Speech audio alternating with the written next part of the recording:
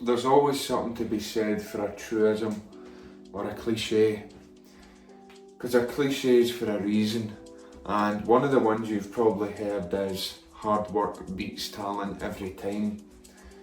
Now on the surface, it's something that your teacher will tell you, and you'll kind of just forget it, but these kind of phrases and things, they're so simple, but they're so powerful, If you take a look at that, hard work beats talent every time. It doesn't matter if you're good at something, it doesn't matter if you've got a natural kind of disposition to be good at something. I was never sporty. However, once I developed discipline and the ability to push through, not feeling motivated or feeling demotivated by external things or by my own thoughts, when you develop discipline and the ability to push through, you build momentum, you start to cultivate skills, you start to really get good, but it takes time. It definitely took me longer to get athletic than it would somebody who had maybe had more of a talent for it, or, I was always what you call a hard gainer, like mad skinny. So it'd probably be easier for somebody, who's got a genetic type more amenable to muscle or whatever it is, but it doesn't matter because I worked hard. I said, I may not have a talent for this, but I'm willing to do whatever it takes to get there. And here we are 5 years into the gym, and I'm happy with my physique. I'm strong and whatever else. I don't want to toot my horn, but I would consider myself at a satisfactory level of athletic development, and if you'd have seen me when I was a kid, you'd have been like, Christ almighty, that guy's never gonna be good in the gym. But it just goes to show, these kind of cliches that are a truism, that are so simple, they contain so much wisdom, they're so dense, but you have to kind of take them on board. So, if you want to do something, don't worry about, am I good at it now? You just got to be willing to kind of sit down and work hard at it for years. I mean, are you willing? That's the question. I think a lot of kind of self-development and kind of things that are difficult in life, it all boils down to, are you willing? I study philosophy and I love approaching things in a comprehensive way. Take that goal that you want, whatever it is, business, fitness, your character, take it and break it apart. What is it? Is it possible for somebody like myself who may not have a talent in this area? Is it possible, not just looking at it from the talent angle, but looking at it from the angle of consistent effort? Is it possible to get good? Give yourself a time frame. So I gave myself 10 years. My goal was to become wealthy. I want to have a net worth of £1 million by the age of 30. Now I wrote that when I was 20, and it was like, okay, give myself 10 years, I want to be wealthy. So what I did was, 10 years, let's start working immediately.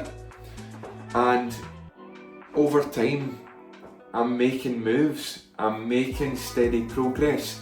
And 5 years is a long time. If you do something every day, think about it every day, law of attraction, you build that kind of momentum, you build that magnetism. Over time, the hard work really starts to compound, and you'll look back and you'll think, my God, I didn't have a talent in this, but now I'm actually pretty good. So, you don't need that talent to get started, you don't need that talent to succeed, you just need the work ethic. And another point on this subject, which is really powerful, is the work ethic itself can be seen in this kind of context, in this kind of duality of talent and work ethic. You can look at the work ethic itself as a skill or a disposition, which some people will tend towards more naturally. Some people will be kind of more amenable to their nature, to be disciplined and to push through and to work hard. But for myself, I was the exact opposite. Up until I was 20, I'd never tried hard at anything in my life. Thankfully, you know, I was good at school, so I managed to get through school kind of just flying by, floating through, not really trying. And I'm just lucky that I was good enough, that I had the talent in school to be able to make that fly. But when I was about 20, it was like, you know, I really want to do something with my life. And it was tough because I had never tried. I was always that lazy guy. I became the mad stoner and all that, smoking loads of weed and kind of just fucking about. But I made the decision. I said, okay, I don't have a talent for a work ethic, but if I work on it, then I can develop a work ethic. And that's how I turned my greatest weakness into my biggest strength. My biggest strength today at 25 is my work ethic. It doesn't matter whether it's university, whether it's the business I'm building, whether it's my music that I make, the gym. I'm on it. I'm on it 24 hours a day. I'm willing to do the work, night or day, rain or shine, I don't care. Every day I wake up, immediately I'm on what needs to be done, and then I do it. I write a list and I get through it every day, no exceptions, no days off. And that's the complete opposite to who I was. But I just started working at it. I worked at the work ethic. Sometimes you got to fake it till you make it. Just kind of do it. Force yourself. If you're out there with goals and you're listening to this, get stuck in. It doesn't matter if you're good at it. All that matters is, are you willing to get good? Because that is so much more powerful than being good. You'll get so much farther than somebody who's good but doesn't try. If you try, you'll get good, and then the effects just start to compound, and then you'll have the talent, you'll have the skill, but you'll also have the determination and the discipline to put in the work that's required. And if you are a lazy kind of person like I was, if you've not really tried it much, or if you struggle with that, there is hope for you. There really is. It doesn't have to be like that forever. You need to look at the work ethic as a skill in itself. If you've got business, gym, learning, university, whatever it is, look at discipline, look at the work ethic as another kind of branch on that tree, as another goal to go towards. It's another thing that you can work at and you can develop, and you can continually be getting better at it. And like I said, taking it from myself, if you'd have said this to me 5 years ago, I'd have been like, mate, on your bike, I'm rolling another joint. I don't need to be doing any of this hard work stuff, you know, and it's crazy looking back.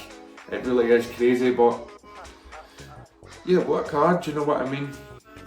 There really is nothing more satisfying than hard work. When you really work for something, you know, I always say, and you know, in humility, if this actually came about, there would obviously be a conflict, but I sincerely do not want to win the lottery. And that sounds so crazy because everybody wants to win the lottery, right? And if the lottery was presented to me, I think I would definitely have a hard choice on my hands. But looking at it purely theoretically and looking at it without being offered it, I don't want to win the lottery. I don't want to be handed anything, because there's no satisfaction in that. There's no satisfaction in just being given something. Like, when I started working out, I'd be like, oh fuck, if I could just wake up tomorrow and look like The Rock, man. Like, that would be great. And I wanted that. But see, now that I'm 5 years down the line and I've worked so hard on my physique and I've built my physique, I've moulded it from nothing. The worst thing that could have happened is somebody gave me this for free. Because when I think of my physique and I'm proud and things and that self-confidence, it's the satisfaction in knowing that all that hard work paid off, that I did it, that all that dedication was worth it, that it was my vision and my determination that made it. So I don't want to win the lottery, man. And I'm not saying everybody should take up that kind of attitude, but you need to kind of reframe the way that you look at success in life, because success isn't about the thing that you get. Success is about the personal development that you gain through working hard at something and persevering and not giving up. It's the spiritual strength that you gain from discipline, which is really, that's the gift of success. It's the spiritual nourishment of hard work. It's the force of will, your soul, and I'm not a religious person, but if we look at it in that kind of way, your consciousness, your essence, you, what it is to be you, you can, in the face of overwhelming odds, in the face of depression, in the face of family tragedy, whatever happens to you, you still retain the right, you retain the power to direct your life accordingly. And when you direct your life towards something which is difficult, and you forsake easy pleasures, and you forsake getting things for free, what you gain is a certain level of spiritual nourishment, a certain level of self-worth, which really comes from proving yourself to yourself, proving that you've got what it takes to see your life through to the end. It's something that I'm really passionate about, and you know, I'd love to hear your thoughts in the comments. Please do leave a comment. If you like this video, like and subscribe, really appreciate it. I'm trying to I've got some other things going on, so this channel isn't really a necessity for me, it's not a priority, but I do want to be uploading regularly and sharing my kind of life lessons with people, you know, because it's important. It really is important to share what you've learned and to push people up and to try and invigorate people, because there's too much negativity going about. You watch the news, you go on social media, it's all negative, it's all rubbish. You know, you need to be